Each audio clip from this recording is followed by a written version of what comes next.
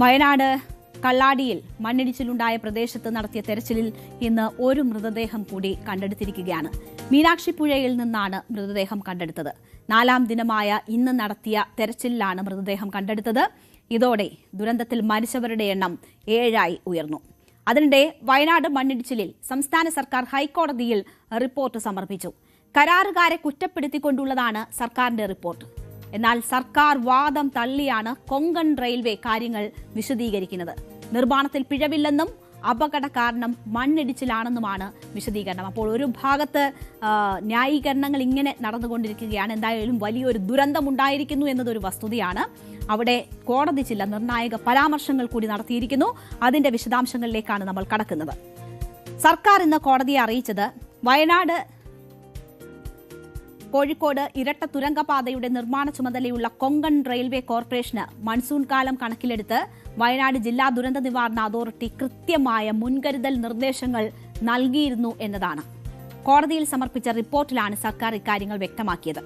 തുരങ്കം നിർമ്മിക്കുമ്പോൾ പുറത്തെടുക്കുന്ന മണ്ണും അവശിഷ്ടങ്ങളും നീക്കം ചെയ്യാനും ജനങ്ങളുടെ ജീവനും സ്വത്തിനും ഭീഷണിയാകാത്ത രീതിയിൽ സുരക്ഷ ഉറപ്പാക്കാനും മെയ് 26 നിർദ്ദേശം നൽകിയിരുന്നു. ജൂൺ 4 ഇക്കാര്യം പാലിക്കണമെന്ന് നിർദ്ദേശിച്ച് വീണ്ടും കത്ത് നൽകി.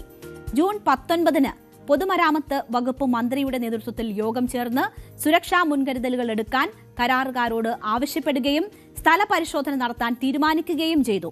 ജൂൺ 25 ഉദ്യോഗസ്ഥർ സ്ഥലപരിശോധന നടത്തുകയും ആവശ്യമെങ്കിൽ പൊതുജനങ്ങളെയും തൊഴിലാളികളെയും മുൻകൂട്ടി മാറ്റിപ്പാർപ്പിക്കുന്നത് ഉൾപ്പെടെയുള്ള സുരക്ഷാ നടപടികൾ സ്വീകരിക്കാൻ കൊങ്കൺ റെയിൽവേക്ക് കർശന നിർദ്ദേശം നൽകുകയും ചെയ്തു.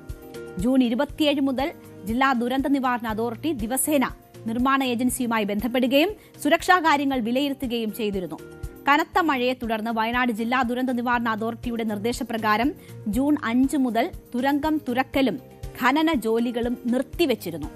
അപകടം നടന്നതിന്റെ തലേ ദിവസമായ ജൂലൈ 6 ദുരന്ത നിവാരണ അതോറിറ്റിയുടെ കോർ കമ്മിറ്റി കൊങ്കൺ റെയിൽവേ പ്രതിനിധികളുമായി വീണ്ടും യോഗം ചേർന്ന് സുരക്ഷാ കാര്യങ്ങൾ കർശനമായി പാലിക്കാൻ ആവശ്യപ്പെട്ടു എന്നുമാണ് സർക്കാർ ഈ റിപ്പോർട്ടിൽ വ്യക്തമാക്കിയിരിക്കുന്നത്. അതായത് തങ്ങൾ എന്തൊക്കെ ഇടപെടൽ നടത്തി, എന്തൊക്കെ നിർദ്ദേശങ്ങൾ നൽകി, ഏതൊക്കെ സമയങ്ങൾ നൽകി എന്നത് വ്യക്തമാക്കിക്കൊണ്ടാണ് സർക്കാർ കോടതിയിൽ റിപ്പോർട്ട് നൽകിയത്. അപകടത്തെക്കുറിച്ച് അന്വേഷിക്കാൻ 2 സ്വതന്ത്ര സമിതികളെ പ്രഖ്യാപിച്ചിട്ടുണ്ട് എന്നും സർക്കാർ അറിയിച്ചു. ദുരന്ത നിവാരണ വകുപ്പ് സെക്രട്ടറിയുടെ നേതൃത്വത്തിൽ സാങ്കേതിക നിയമപരമായ അന്വേഷണവും പരിസ്ഥിതി വകുപ്പ് സെക്രട്ടറിയുടെ നേതൃത്വത്തിൽ പരിസ്ഥിതി അനുമതികൾ വ്യവസ്ഥകൾ പാലിച്ചിട്ടുണ്ടോ എന്നതിനെക്കുറിച്ചുള്ള അന്വേഷണവും നടക്കുമെന്നാണ് സർക്കാർ അറിയിച്ചിരുന്നത് കോടതിയെ. ഈ സമിതികളുടെ ശുപാർശ പ്രകാരം തുടർ നടപടി സ്വീകരിക്കുമെന്നും സർക്കാർ കോടതിയെ അറിയിച്ചു. അപ്പോൾ എന്താണ് ഈ വിഷയത്തിൽ തങ്ങൾ സ്വീകരിച്ച നടപടികൾ എന്നൊക്കെ വിശദമായി തന്നെ സർക്കാർ കോടതിയെ അറിയിക്കുകയായിരുന്നു. ഇതിനിടയിൽ ചില ചോദ്യങ്ങൾ കോടതിയുടെ ഭാഗത്തു നിന്നുമുണ്ടായി. ഒപ്പം ഈ സമയത്ത് ഏറ്റവും ആദ്യം സ്വീകരിക്കേണ്ട നടപടികളെക്കുറിച്ചുള്ള നിർദ്ദേശങ്ങളും കോടതി നൽകി. നിലവിൽ നിർമ്മാണ പ്രവർത്തനങ്ങൾ നിർത്തിവച്ചിരിക്കുകയാണോ എന്ന് കോടതി ഇതിനിടയിൽ ആരാഞ്ഞു. മെയ് 26 നിർമ്മാണ ജോലികൾ നിർത്തിവച്ചിരുന്നു എന്ന് ദുരന്ത നിവാരണ വകുപ്പ് വ്യക്തമാക്കി. മല തുറക്കുന്നതടക്കമുള്ള ജോലികളൊന്നും ചെയ്തിരുന്നില്ല. പക്ഷേ തുരങ്കത്തിന് പുറത്തുള്ള ജോലികളായിരുന്നു ചെയ്തിരുന്നത്. ഇതും മെയ് 5 പൂർണ്ണമായും നിർത്തിയിരുന്നു എന്ന് ദുരന്ത നിവാരണ വകുപ്പ് വ്യക്തമാക്കി. അപ്പോൾ കോടതി ഒരു ചോദ്യം തിരിച്ചു ചോദിച്ചു. അപകടത്തിൽപ്പെട്ടവർ അവിടെ എന്ത് ചെയ്യുകയായിരുന്നു എന്നാണ് കോടതി ആരാഞ്ഞത്. ഇത് അന്വേഷണത്തിലെ പറയാൻ സാധിക്കൂ എന്നായിരുന്നു ദുരന്ത നിവാരണ വകുപ്പിന്റെ കോടതിയിലുള്ള മറുപടി. അപ്പോൾ ഈ പറഞ്ഞതിൽ എത്രമാത്രം വസ്തുതയുണ്ട് എന്ന ഏതൊരു സാധാരണക്കാരനും തോന്നുന്ന ഒരു സംശയമാണ് കോടതി ചോദിച്ചത്.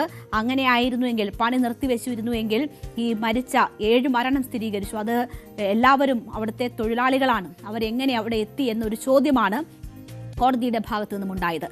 മണ്ണിടിച്ചിൽ സംബന്ധിച്ച് പഴിചാരൽ പിന്നീടാകാം എന്നും ഒരു പരാമർശം കോടതിയുടെ ഭാഗത്തു നിന്നും ഉണ്ടാവുകയാണ്. അപകടത്തിൽപ്പെട്ടവർക്കുള്ള നഷ്ടപരിഹാരം നൽകുന്നത് ഉൾപ്പെടെയുള്ള കാര്യങ്ങൾ എത്രയും വേഗം പൂർത്തിയാക്കണമെന്ന് കോടതി നിർദ്ദേശിച്ചു. ആശുപത്രിയിൽ ചികിത്സയിൽ കഴിയുന്നവരുടെയും കൂട്ടിരിപ്പുകാരുടെയും ചെലവ് ഇപ്പോൾ സർക്കാർ വഹിക്കണമെന്നും ജസ്റ്റിസുമാരായ AK ജയശങ്കരൻ നമ്പ്യാർ, AK പ്രീത എന്നിവരുടെ ബെഞ്ച് നിർദ്ദേശിച്ചു. ഇത് കമ്പനിയിൽ നിന്ന് ഈടാക്കുന്ന കാര്യങ്ങൾ പിന്നീട് തീരുമാനിക്കാമെന്നതാണ് കോടതി പറഞ്ഞത്. ഏറ്റവും അടിയന്തരമായി ആ സഹായം നൽകാനുള്ള ഇടപെടലാണ് കോടതി ആവശ്യപ്പെടുന്നത്. മരിച്ചവരുടെ കുടുംബാംഗങ്ങൾക്കും പരിക്കേറ്റവർക്കും നഷ്ടപരിഹാരം ഒരാഴ്ചയ്ക്കുള്ളിൽ നൽകണം. മരിച്ചവരുടെ മൃതദേഹങ്ങൾ ബന്ധുക്കൾക്ക് എത്രയും വേഗം കൈമാറണം. അവരുടെ കുടുംബങ്ങൾക്ക് കർമ്മങ്ങൾ അടക്കം ചെയ്യാനുള്ളതാണ് എന്ന് കോടതി ഓർമ്മിപ്പിക്കുകയായിരുന്നു. അപ്പോൾ ഏറ്റവും മാനുഷികമായിട്ടുള്ള പരിഗണനയും ഇടപെടലുകളുമാണ് ഈ ഘട്ടത്തിൽ വേണ്ടത്. പഴിചാരൽ പിന്നീടാകാം എന്നതാണ് കോടതി ചോദിച്ചത്. കോടതി ഓർമ്മിപ്പിക്കുകയും പറയുകയും നിർദ്ദേശിക്കുകയും ചെയ്തിരിക്കുന്നത് ഈ വിഷയത്തിൽ. അതേസമയം തന്നെ ഈ ആരോപണങ്ങൾ, കമ്പനിക്കെതിരെ ഉയർന്ന ആരോപണങ്ങളൊക്കെ തള്ളുകയാണ് കൊങ്കൺ റെയിൽവേ. അവരുടെ ഒരു വിശദീകരണം പുറത്തു വരുന്നുണ്ട് ഈ ദുരന്തത്തിന് ശേഷം. കള്ളാടി മണ്ണിടിച്ചിലിൽ സർക്കാർ വാദം പൂർണ്ണമായും തള്ളുകയാണ് ഇതിൽ കൊങ്കൺ റെയിൽവേ. നിർമ്മാണത്തിൽ പിഴവില്ല എന്നും അപകട കാരണം മണ്ണിടിച്ചിലെന്നുമാണ് വിശദീകരണം. തുരങ്ക നിർമ്മാണത്തിനായുള്ള മണ്ണെടുത്തത് ശാസ്ത്രീയമായിട്ടാണ് എന്ന് കമ്പനി അവകാശപ്പെടുന്നുണ്ട്.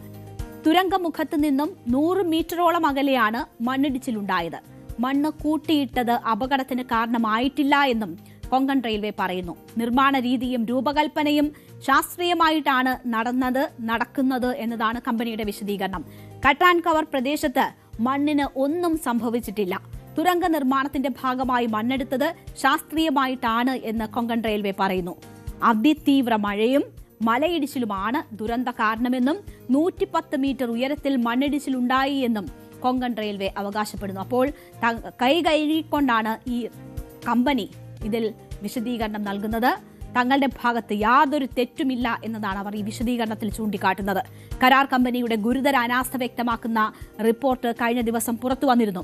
സുരക്ഷാ ഭിത്തിയിൽ വിള്ളലെന്ന ജിയോളജിക്കൽ സർവേ ഓഫ് ഇന്ത്യയുടെ മുന്നറിയിപ്പ് നിർമ്മാണ കമ്പനി അവഗണിച്ചു എന്നതായിരുന്നു അതിലെ കണ്ടെത്തൽ.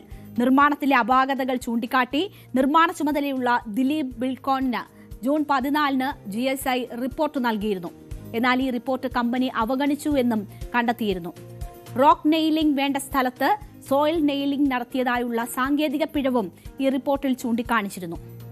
മതിയായ വെള്ളം വാർന്നു പോകാനുള്ള ആവശ്യമുള്ള ദ്വാരങ്ങൾ, വീപ്പ് ഹോൾസ് ഇല്ലാതിരുന്നതും ദുരന്തത്തിന്റെ വ്യാപ്തി കൂട്ടി എന്ന കണ്ടെത്തലുകളും ഉണ്ടായിരുന്നു. മുന്നറിയിപ്പുകൾ അവഗണിച്ചത് ദുരന്തത്തിന്റെ ആക്കം കൂട്ടിയെന്നായിരുന്നു റിപ്പോർട്ടിൽ വ്യക്തമാക്കുന്നത്. അന്വേഷണം പുരോഗമിക്കുകയാണ്. എന്തായാലും അതിലെ കാര്യങ്ങൾ പൂർണ്ണമായും വ്യക്തമാകും. പക്ഷേ ഇതിനോടകം ഉയർന്ന ഈ ആരോപണങ്ങൾ പൂർണ്ണമായും തള്ളിക്കൊണ്ടാണ് ഇപ്പോൾ കമ്പനി വിശദീകരണം നൽകുന്നത്. തങ്ങളുടെ ഭാഗത്ത് തെറ്റില്ല എന്നാണ് കമ്പനി അവകാശപ്പെടുന്നത്. ഈ അവകാശവാദങ്ങൾ ഒരു ഭാഗത്ത് നടക്കുന്നു. ഈ തുരങ്കപാതയുടെ ഭാവി എന്തെന്ന ചോദ്യം ബാക്കി നിൽക്കുന്നു.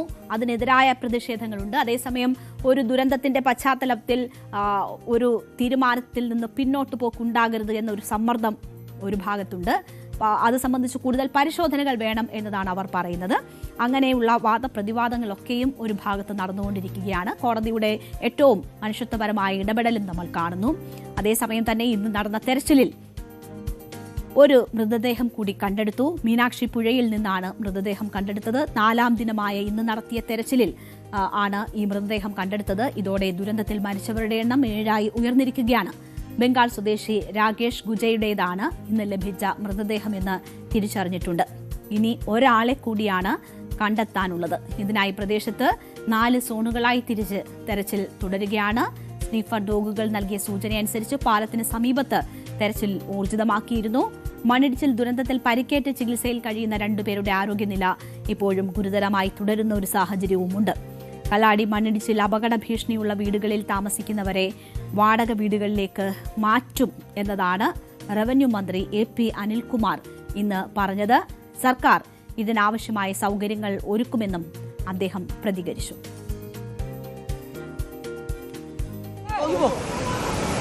വന്ന് പരിശോധിച്ചുകൊണ്ടിരിക്കുകയാണ് എത്രമാത്രം സ്റ്റേബിളാണ്, അതിനകത്ത് ഇനിയുണ്ടോ എന്നുള്ളത്. അപ്പോൾ സ്വാഭാവികമായും ചെറിയ രീതിയിലുള്ള ഇടിച്ചിലൊക്കെ മണ്ണ് ഇളകി നിൽക്കുന്നതായിട്ട് വരും. അതൊരു മണ്ണിടിച്ചിലായിട്ട് ലാൻഡ് സ്ലൈഡായിട്ട് നമുക്ക് കാണാൻ കഴിയില്ല. ഇളകി നിൽക്കുന്ന മണ്ണ് മഴയും മറ്റും വരുമ്പോൾ താഴോട്ട് വരുന്നത് അതത്ര അപകടകരമാവില്ല എന്നാണ് പറയുന്നത്. പക്ഷെ എന്നാലും എത്രമാത്രം സ്റ്റേബിളാണ് എന്നുള്ളത് ജിയോളജി ഇന്നലെയും ഉദ്യോഗസ്ഥന്മാർ വന്നിരുന്നു.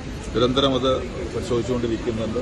അടുത്തൊരു സാധ്യത എത്രമാത്രം ഉണ്ട് എന്നുള്ളതിനെ കുറിച്ചൊക്കെ പരിശോധിക്കുന്നുണ്ട്. ഈ അപകട ഭീഷണിയുള്ള വീടുകളുണ്ടല്ലോ, താഴെയുള്ള വീട്, ചുറ്റുവട്ടത്തുള്ള വീടുകളൊക്കെ മാറ്റി ഇവിടെ നിന്ന് വന്ന വീട് ഒഴിഞ്ഞു പോയവർക്ക് ഏത് രീതിയിലാണ് അവർ ആഗ്രഹിക്കുന്നത് ആ രീതിയിൽ അവർ വാടക വീടെടുത്ത് താമസിക്കുകയാണെങ്കിൽ വാടക വീട്ടിലേക്ക് മാറാനുള്ള എല്ലാ സൗകര്യം ഗവൺമെന്റ് ഒരുക്കും. അത് ബന്ധപ്പെട്ടവർക്ക് നിർദ്ദേശം നൽകിയിട്ടുണ്ട്. അവരെന്താണ് ആഗ്രഹിക്കുന്ന ആ രീതിയിലുള്ള ഒരു ഷിഫ്റ്റ് ഇവിടെ ചെയ്യുന്നതിന് വേണ്ടിയുള്ള സൗകര്യം ചെയ്തു കൊടുക്കും. എന്തായാലും ഇനി പ്രശ്നസാധ്യത ഉള്ള ഇടങ്ങളിൽ നിന്നുള്ള ആളുകളെ മാറ്റിപ്പാർപ്പിക്കുന്നതിനുള്ള നടപടികൾ ഉണ്ടാകും എന്നതാണ് മന്ത്രി സൂചിപ്പിക്കുന്നത്. ഒപ്പം തന്നെ കൃത്യമായ അന്വേഷണം നടന്ന കാര്യങ്ങൾ വ്യക്തമാകേണ്ടതുണ്ട്. ഇപ്പോൾ ഈ ദുരിതബാധിതരായിട്ടുള്ള മനുഷ്യർക്ക് ഒപ്പം അവരുടെ ബന്ധുക്കൾക്കൊക്കെ സഹായങ്ങൾ എത്തിക്കുക, അവരെ ചേർത്ത് പിടിക്കുക എന്നതാണ് ചെയ്യേണ്ടത്. മറ്റൊന്ന്, ഈ വയനാട്ടിൽ മഴ തുടരുന്ന ഒരു സാഹചര്യമുണ്ട്. പലയിടങ്ങളിലും ശക്തമായ മഴയുണ്ട്. ഈ തുടർ അപകടങ്ങൾക്കുള്ള സാധ്യതകൾ പലതും നിലനിൽക്കുന്നു എന്ന് പറയുന്ന ഒരു സാഹചര്യമുണ്ട്. അപ്പോൾ ഈ ഇടങ്ങളിലെല്ലാം കൃത്യമായ പരിശോധനകൾ വേണം.